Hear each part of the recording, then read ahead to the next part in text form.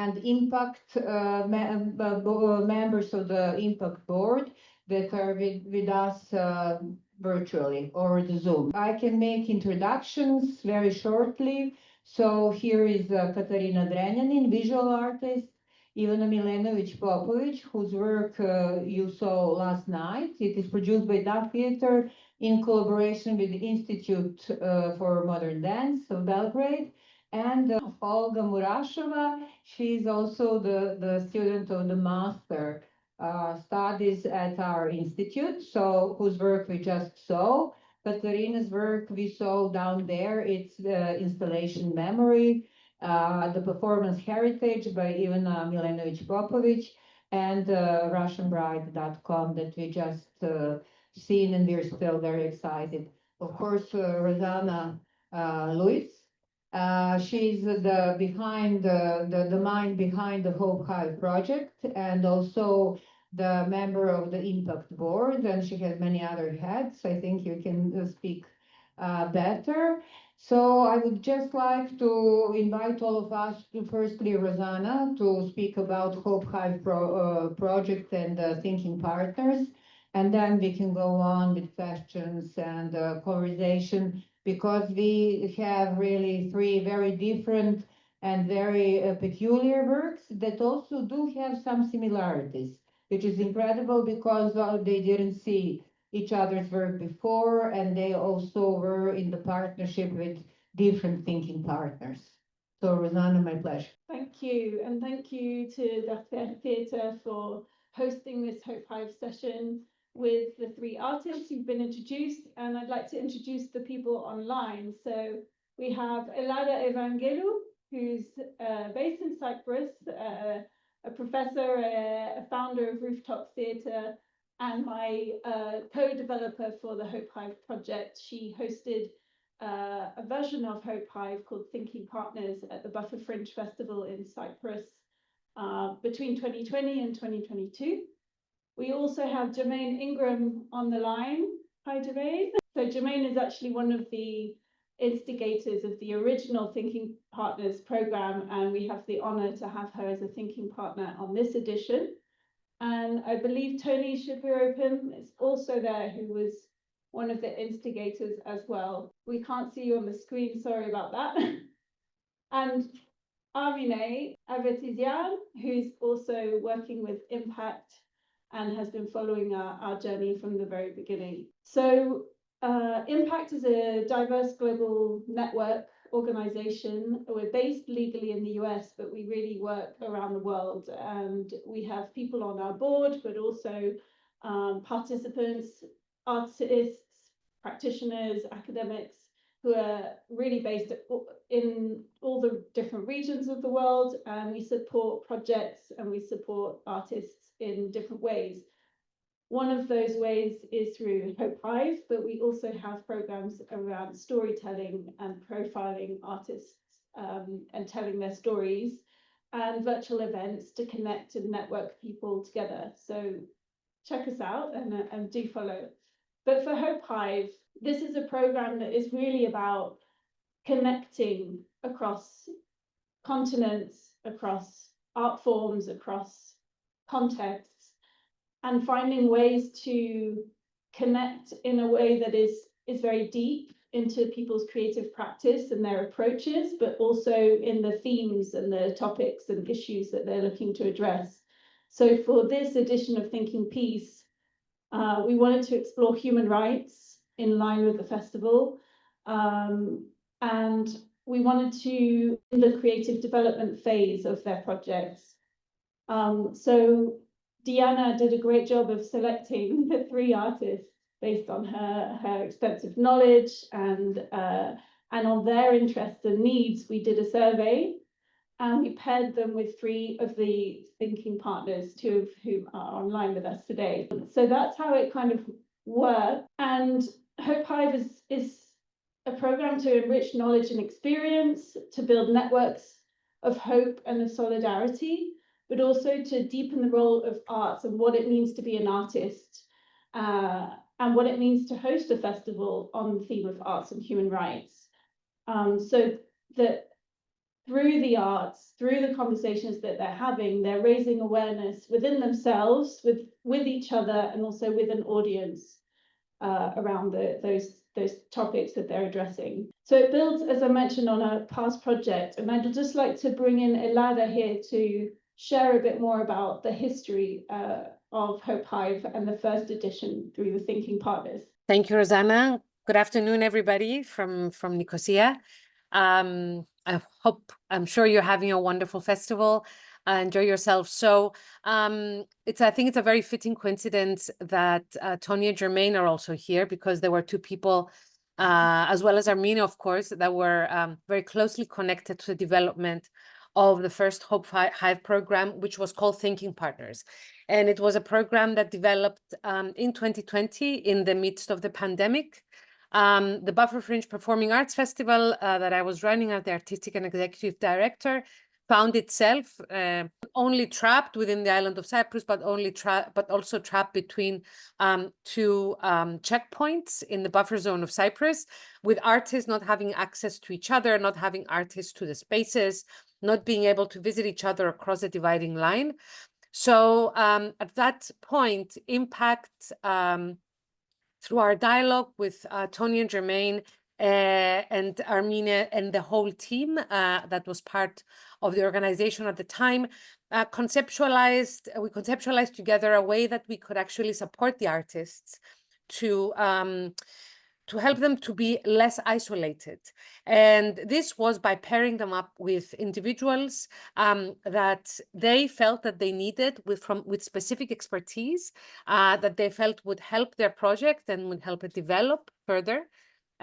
So we tracked, they tracked their communication through blog posts to basically help develop a relationship between the artists and the thinking partners in the context of the Buffer Fringe Festival, but also in the context of the pandemic. And this model was also transferred to 2021. And in 2022, we had a third iteration of the program, which basically came to a point where the Fringe Festival, the Buffer Fringe Festival, needed its own thinking partner. So at that point, we partnered up with International Community Arts Festival of Rotterdam as our thinking partner to engage in a more institutional dialogue about what it means to be a festival in very sometimes precarious and marginalized conditions, and to think collectively about how things can develop. And I was very happy that in 2023, the new iteration of Impact continued an interest in this program. So with Rosanna on board, we rejuvenated the conversation around the thinking partners. And what you have in front of you is the version 2.0. And I'm very happy that I was able to be part of it as a thinking partner. Thank you, Elada. So if we could get the slides back up. The big change in this development of Hope Hive was to come up with a framework that could be used in several ways, that was flexible, that was adaptable, but that had at its core the principles of the Thinking Partners program. And so the way it works, I'll do this slide while it's here, is that the artists and the Thinking Partners come together online, they meet each other for the first time, all together, and then they are paired off and they have one-to-one conversations, and they follow the Hope Hive methodology, which is symbolized by a flower. It's full of pollen and nutrition, and it's very enriching for them. They then travel to the festival, which is symbolized by the hive. But on the way, they also engage in community engagement. So, and that means that the honey that is made from the pollen and within the hive is fed back into the community. So we wanted to take this metaphor of bees, flowers, and hives, also because of the natural value of bee pollinating and honey making. And also how healing, that was something that Tony, who's on the line, said when we shared this framework was, and honey is such healing properties So there's that notion of healing as well. So through the 8 stages of the Hope Hive methodology, the first stage is really for the artists to get to know themselves, to ask themselves questions that we probably all in some ways have thought about and asked ourselves, but to really go deep and think about their environment, their surroundings, who they are, what they want to achieve, how they currently identify, how they currently work within their communities. The second stage is about intercultural dialogue and connecting with other people. So that's the other artists, but also the thinking partners, and starting to widen their scope and their gaze into the world beyond their hive and their little window within that hive. The third stage is where they start to actually explore the themes that they're looking to address. And in the case of the 3 projects that you were working on, the role of the women was a very dominant theme, but also history, heritage, memory, home, these concepts and what it means for you as artists and what it meant for the thinking partners. And then we had a session with Diana and the Festival Academy, who's one of the partners of Hope Hive, to talk about what it is to be a festival and how festivals support artists and work in general with communities, with audiences. What are the messages that they try and get across, and how do they do that through the arts? And we're here now in the kind of phase 7 of honey making. So becoming part of the festival and actually making the honey, and there'll be a final phase of reflection and public outreach and a lot of communications, which is why there's all these cameras around us. So that's the methodology. I think we can come back to the view of everyone on the call now. Thank you. And we can open up the discussion with you all as artists, but also with the thinking partners and with you, Diana, as a festival. So I think for me, the first big question is, how did you find this whole initiative? How was it for you? How did it influence your creative approach and your thinking processes? Shall I start? Okay. Hello again. My name is Olga, and the project I found with the help of Diana. She's my mentor while I'm writing my master thesis in Institute of Contemporary Dance and Audiovisual Arts. So we were discussing our themes a lot, and Diana knows that I struggle within creative process because the most of the time in my life I spent to earn for a living. Because I'm immigrant and I'm forced immigrant. I mean, I'm not forced, but the situation in my country is as I can't imagine myself there anymore. So here I'm starting everything from the scratch, and Diana and the project gives me a firm ground to build up my art again. So I'm very grateful for this opportunity. I think in the beginning, I mean, like the war and the global processes that are going on in the world, they're huge and they influence all of us. And in this time, you sometimes become desperate in art and creating, like you stop thinking that you start thinking that art doesn't help, that like it can't stop war, it can't stop awful things that are going on, and the only thing you are thinking about is you're actually surviving. But within Hope Hive, I found out that arts actually helps us to survive much more. I was so impressed with the experience of the people who were shared online, what they do in anti-war projects. So it inspired me to continue my creative process and to create this piece. I'm pretty sure that without the support of the project of the Hope Hive, I would give up. So I'm extremely grateful, and I hope that the art doesn't die in me, that I will find the energy and resource to create, because I found out that the people who were engaged into my process, they also need that. So yes, and you may feel that they not, but the people really emotions and feelings of losing home, of losing partners, of changes, of the turbulence that is going in the world. It's so heavy that sometimes you can't rationalize it through your mind. So then body comes into help. And with the practices that we are studying with the university, we actually create the safe space to experience and to live through the scary emotions that we sometimes can't accept. So I think that the project of Hope Hive and the impact and theater and arts generally, that's what this world needs. Well, I'm with Art Theatre for many years, like say 2 decades now, and I know impact for many years also. And I wasn't thinking that I might be an artist who will be part of this project.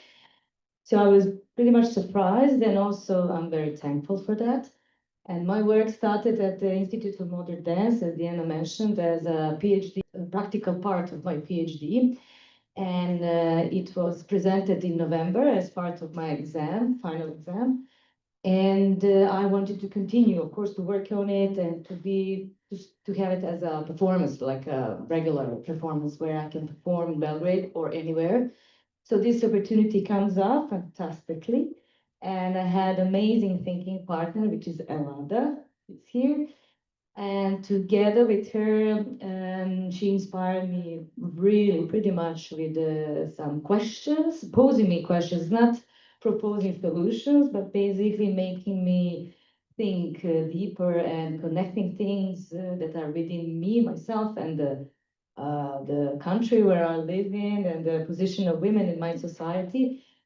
Even though the current situation in Serbia is pretty dangerous, and I might say occupying us a lot with this student protests, which are supporting as well, and this lack of support for culture, especially for independent artists.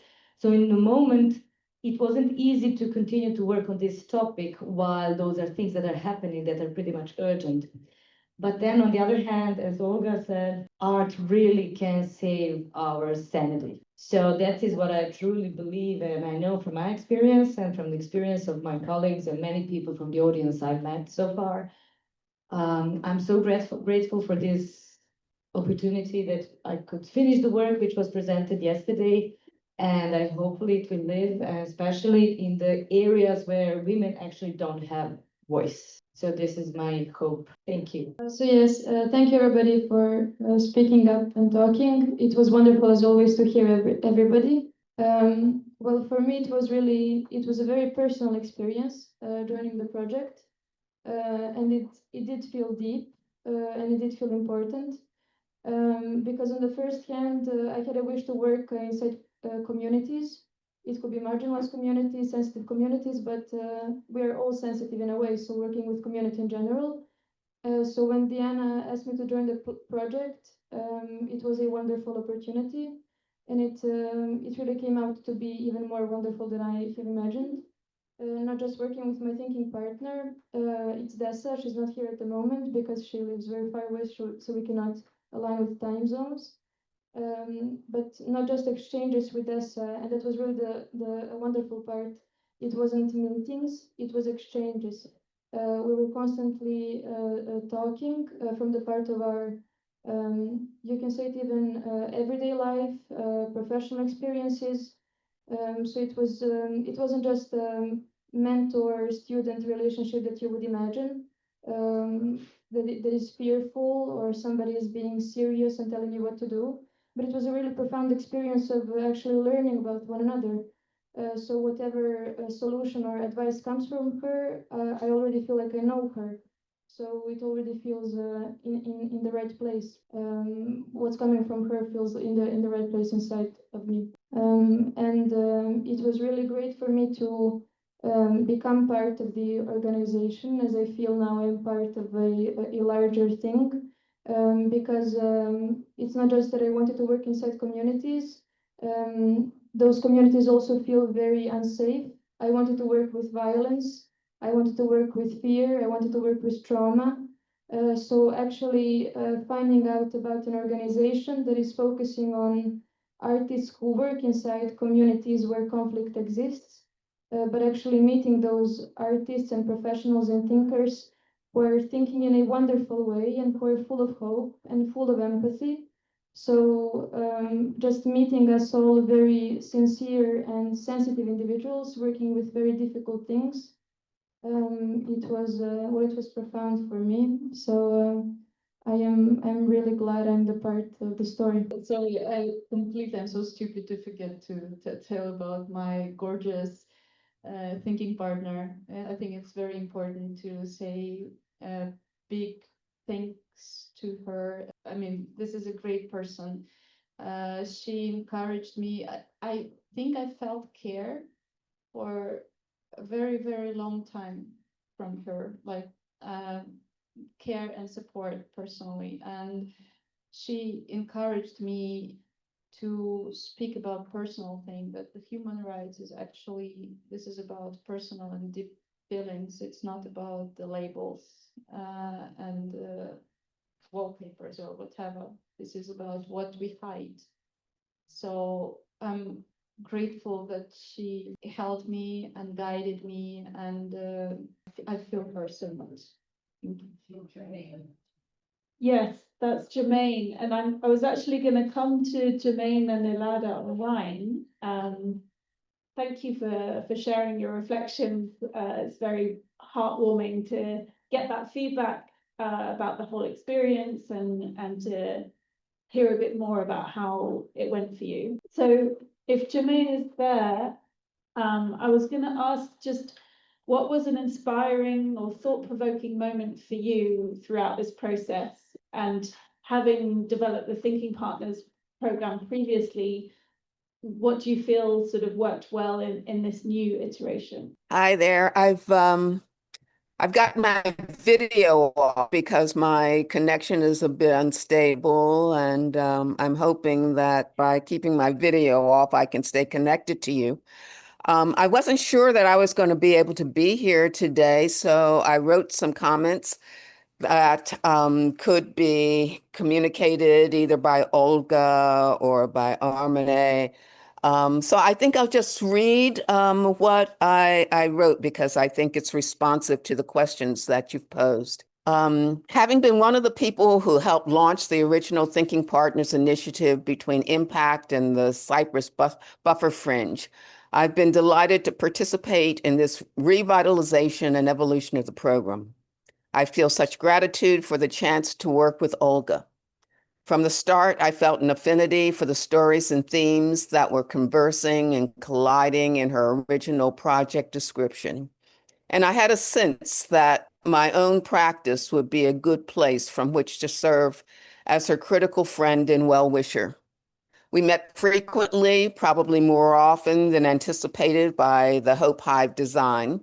But once we got started, the frequency and shape of our discussions became driven by the active dynamics of Olga's searching artistic decision-making and the evolving provocations from her engagement with the cohort of women she was working with. With each meeting, I tried to find the right balance of listening, questioning, and recommending.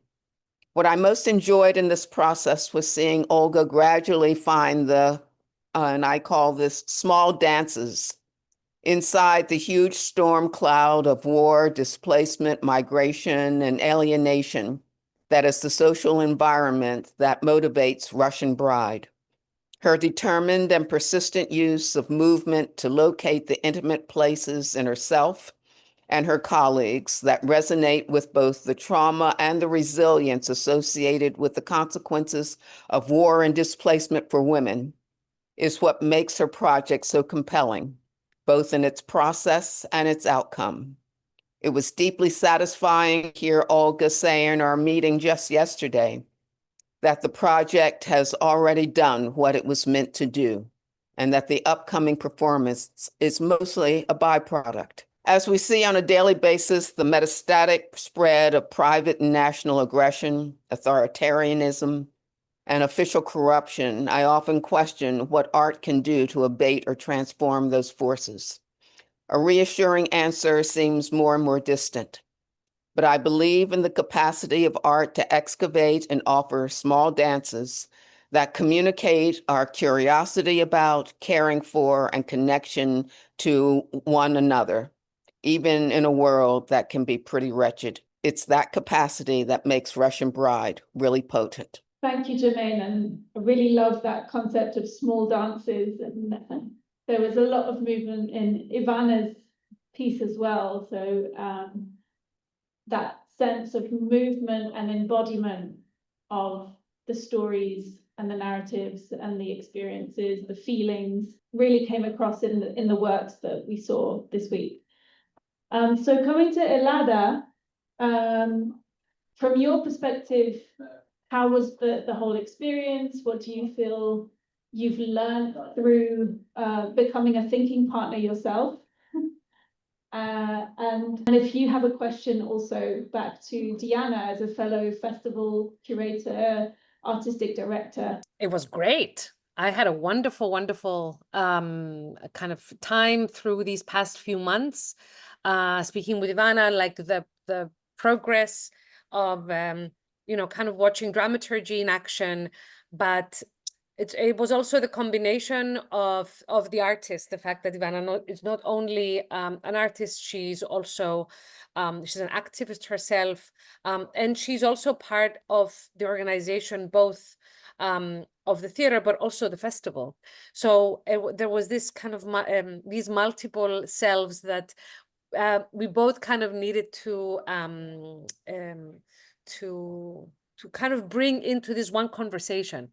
But the one conversation was about the text, and the text really had to do with being a woman in Serbia, being a woman in Serbia today, and how is it that an individual artist can then come out and bring their own truth onto the stage. And I think this, because this was both an intellectual but also an emotional journey for the artist. It was, again, that was another really interesting negotiation. Watching her navigate through all of these things, it was like having a mirror to a lot of the processes that I've been through during the years, because we're also kind of almost the same age. There were a lot of things that I learned through this process about what are the complications of theater making, and about letting go, and about embracing, and about saying I need this, but I need to offer this. So and this kind of as a last element that was quite fascinating. It's also something that I had experienced in the past, and is how do you do theater when your own country or when your community is in turmoil? So our Zoom meetings would always be, what's happening there? How are the student protests? What's new? How are you all feeling now? What is your association to this? And what does this mean for the play? So this constant dialogue was also something that it was I think it was a learning process for all of us, because I was also aware that apart from the two of us, there was a creative team that was part of a lot of these conversations. And part of this also reflected on the festival itself.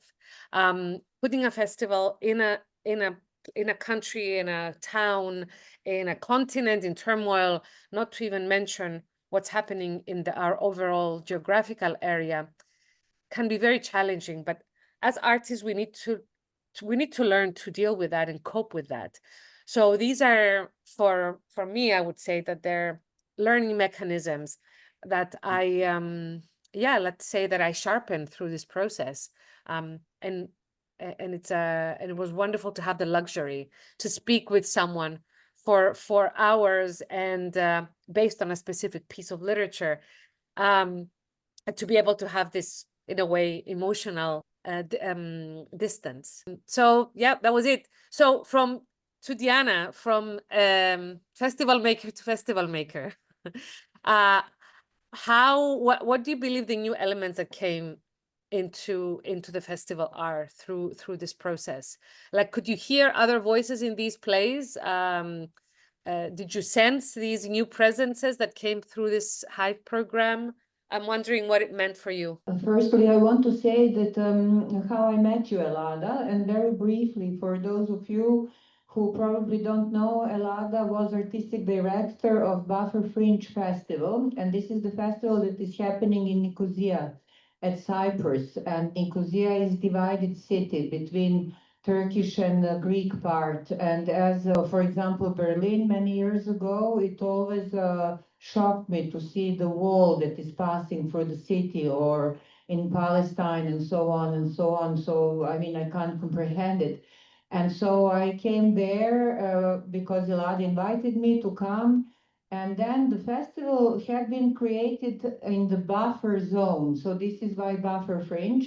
And buffer zone is the zone between those two divided communities, Turkish and Greek, and this is so-called no man's land, I believe. So between two lines of officers, police, customs, and so on. And suddenly there, in the middle of that desperation of divided city, we had the space where the festival was happening with incredibly beautiful works, incredibly important works by many artists that I saw, and I really experienced it. I never told you that, Elada, is as a victory of the art over the insanity of the politics.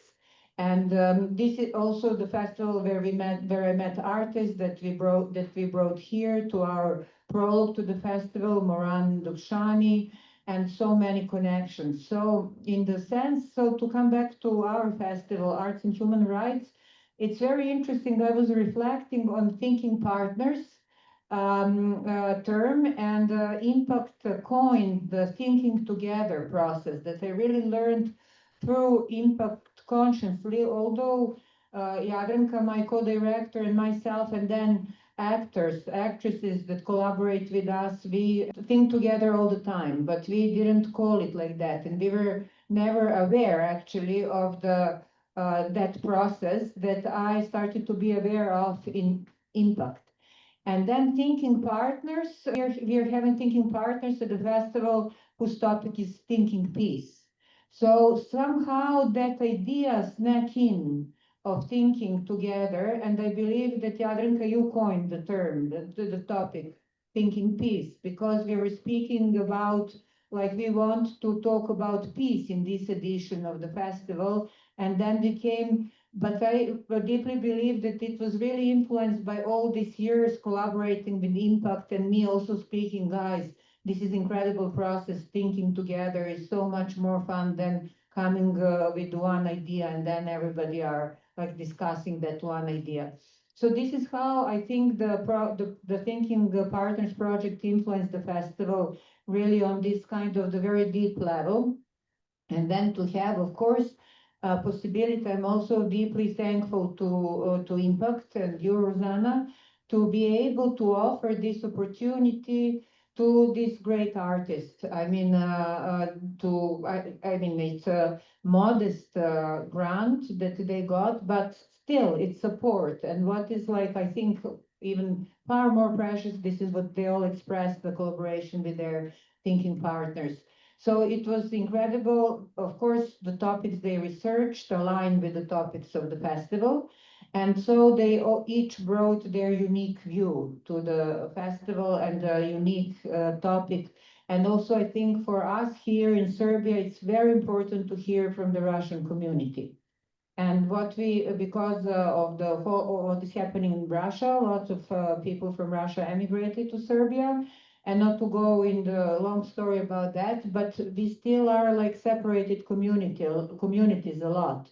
We don't understand as a Serbian community or community of hosts, let's say, what are the people who had to leave their country because of politics actually are passing through here, and what are the challenges and what is the baggage they're carrying, and also how they influence us and how their stories change us, but also how much we have in common. So that was very, very beneficial, I think, for the festival and for us.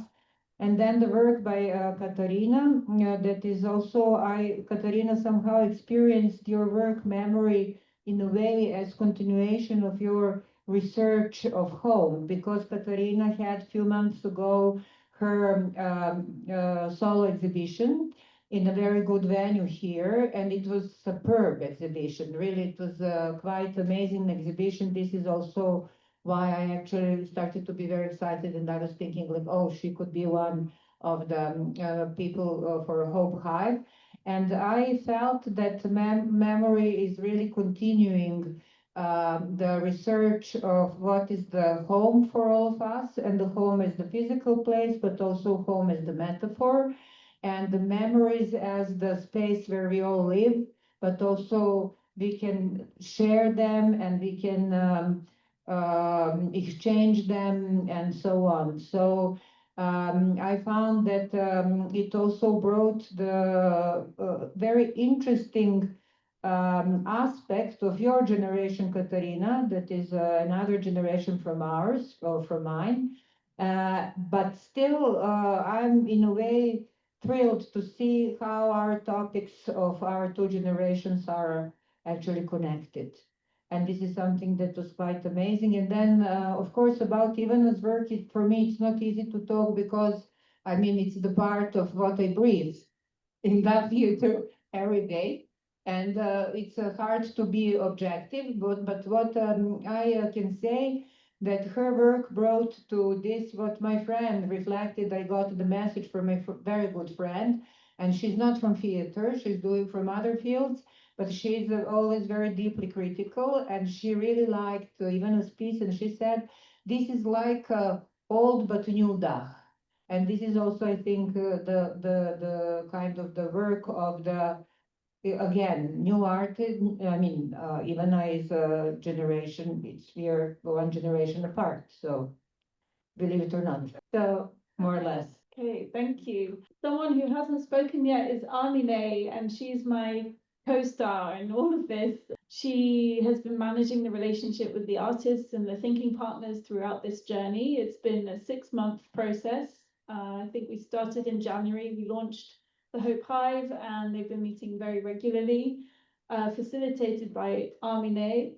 And she's also been monitoring and sharing through posts what's been happening here in Serbia and the connections that have been happening online. So I'd like to come to you, Armine, if you have a question for those who are in the room but also online. Thanks, Rosie. And I just want to say how thrilled I am to see this gathering happening during this festival.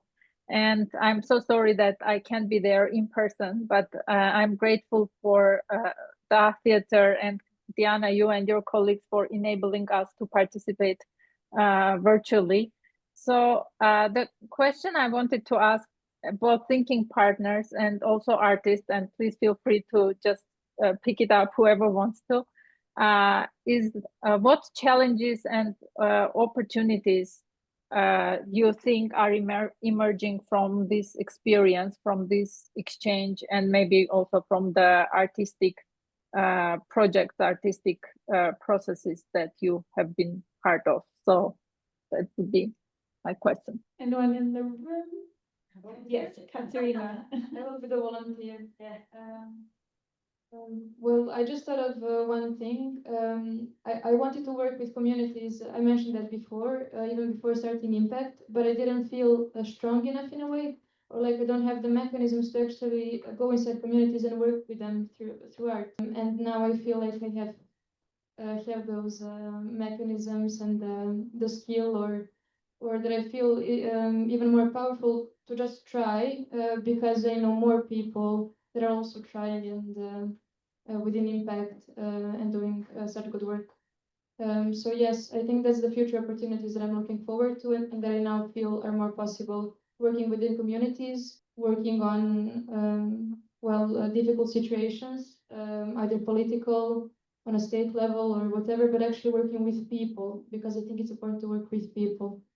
So yes, those are the large future opportunities. I feel more connected with these two beautiful artists, even though we didn't work together, but we were part of the same project, Hope Hive, and that's very precious, I must say. Also, I'm feeling really more connected with the global audience and with our thinking partners, but impact in general, all members of the impact. And also somehow it feels like the personal is political, as it is an expression that we all know. But somehow if it works for me deeply on a deep level, it will work for global audience. Of course, depending on the stories, but basically my story is about women and equality, and also let's say deconstructing patriarchy, which is a dominant system in the whole world. So I believe we are still fighting it and trying to make this world equal and better place together.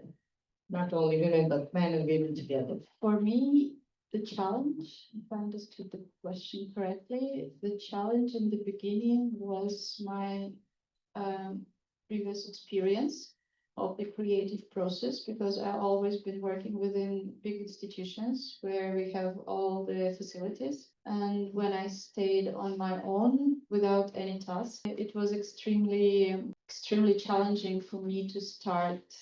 And Jermaine, and my thinking partner, she was extremely smart and delicate, navigating me in this process. In the beginning, as a choreographer, I had the whole images in my head, how it's supposed to look like, not how it's supposed to be felt, not how the process is supposed to be built. But during the process, and when Jermaine asked me questions that I've never been thinking before, like I've changed my approach to a process. So from the authority, like from the choreographer position, I came to an open call. It is a new, she's also part of my work, and she has a gallery, and she led us to rehearse at her place, and most of the people who attend her gallery, so they voluntarily joined the process. So they're not professional dancers or something, they were just people. And Jermaine encouraged me to work with the people who are, as you said, deeply thinking on the same level, not just dancers who are skilled, but the people who want to dive into this complex research. And it was, I must say that it was very difficult, because, I'm thinking about this project for 2 years, but for my participants, it was fresh, and the tasks that we were working, they were very personal and they were very traumatic sometimes. And for me, it was also pretty challenging to give time and to let go the feelings to happen, just the process to happen, not to push, not to place my images onto them, but to let. And yes, Jermaine, as also very, I guess, experienced performer and artist, she calmed me down to get what I can. And so thank you. Thank you. Anyone online want to pick up that question of challenges and opportunities as being a thinking partner? I can jump in with two challenges that I was kind of thinking about throughout the process. And the one has to do with language. So I don't speak Serbian. So I always kind of felt that making sure that the nuances of language, or like all the connections that language has in each person's mother tongue, is something that is sacred and in a way needs to be respected. And in this specific case, it cannot be, it cannot be something that undue focus should be put on. So I think there are things that as thinking partners, as Hope Hive partners with the artists, we just need to let go early on. So I love language, and I would love to be able to kind of engage with a text. But at the end of the day, there was a very, very meaningful exchange that happened on another level. And I think that this is also to the credit of a festival that has a very specific and a very clear character. That's a human rights festival, and also a play that also had its heart in the right place from the beginning. So the intentions of the artists were very clear. So a lot of the things that we could not discuss, which were, for example, the nuances of language or these cultural specificities, at the end of the day are compensated by things that are larger. Yeah, it's a little bit that you lose, you might really gain by focusing on something else during a conversation. This is Jermaine. It was certainly a challenge for me, and I don't know to what extent it was a challenge for Olga, but I was coming to every one of our meetings with a certain amount of outrage with regard to what's happening here in the United States. And I think sometimes, my outrage and the and my sense of urgency to express it, I was concerned that it was sort of overwhelming the conversations that we were having. But in the end, I think that my sense of urgency helped to sort of galvanize our discussions, especially about the the difficulties of finding the right touch points for addressing huge and challenging social and political issues. In terms of opportunities, I would hope that the community that Olga has built with the community, with the cohort of women who are part of her piece, can continue,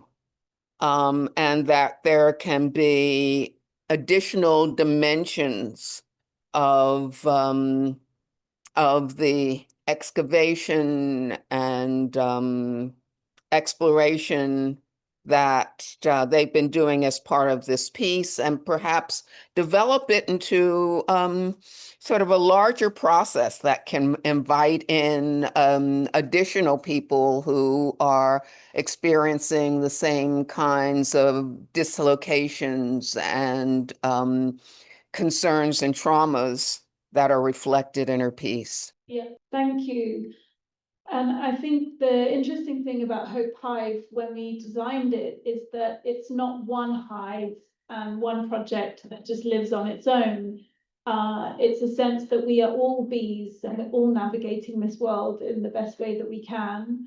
We're exploring and having different experiences and expressing ourselves in different ways through art, but also through dialogue. And the people that take part in this Hope Hive Thinking Piece edition could potentially become the thinking partners for other editions. Or, maybe you'll set up a festival and think about the process you've gone through and how that might be valuable to other people that you know. Or you'll just voluntarily do your own form of thinking partners moving forward. So that sense that we're all part of a community, and I think that's something that we share with the Deaf Theatre and this festival. So we have a few minutes left, and I just wanted to open the floor for any questions in the room, or we have Tony as well online. Would anyone like to ask the artists or thinking partners any questions? Doesn't have to be a big question. Everything is clear. You have some men missing. There is no man at all. Aha, we have a question from a man about men. Yeah, that's all what I have to ask. I don't know. I just feel that somebody's missing. Yeah. Can you repeat the question for the people online? Yeah, you understand what I'm asking, yeah? Yeah, but online too. They don't Oh, sorry. So I just noted I did not see any men in this group, so that's it. That's what I asked. Yeah, it's actually something that Deanna and I realized when we were launching the Hope Hive is that this has become a hive of women. So do you want to explain a bit how that kind of came about? I mean, I don't have anything big to say. I think for me, it is not important are here men or women or they or anybody else, but it's just criteria is the kind of the work, the urgency, and the kind of the thinking partners' ability to communicate and to work with artists. So that was the only criteria. Probably I'm subjective because I'm coming from Dark Theater where we are 9 women, Damir. So maybe you can come to us. There was also a thinking partner that we had considered, who was a man, but in the end, who is still a man, who's performing at 9 p.m. as part of the festival, actually. Lee Pullman, who's our chair in Impact and an artist in his own right, a cultural practitioner and an academic as well, who's been with Impact for a long time. But because he had his own show and performance here, he sort of gave up his spot and we looked beyond. So it was not orchestrated, but I think it's very meaningful. And in the end, the projects speak a lot about the role of women, and that's kind of become part of this edition. You have another question? No, in fact, it's just a reflection. And I think I'm so used to see men in conferences or in most of the time, and we have the numbers of that. And I'm asking myself if this question would have happened if there was only men and somebody would have asked, there's no women, because usually this is what we live. Thank you. Any other questions or comments? Tony, did you want to share any reflections from your perspective as someone who was one of the founders of Thinking Partners? Thank you. I just want to offer my thanks and my respect to everyone. This was so interesting to listen to and very poignant and critical at this moment in our world. So thank you. Great. Okay. So I think we'll end the session there. Thank you so much for staying with us and enjoy the rest of the festival.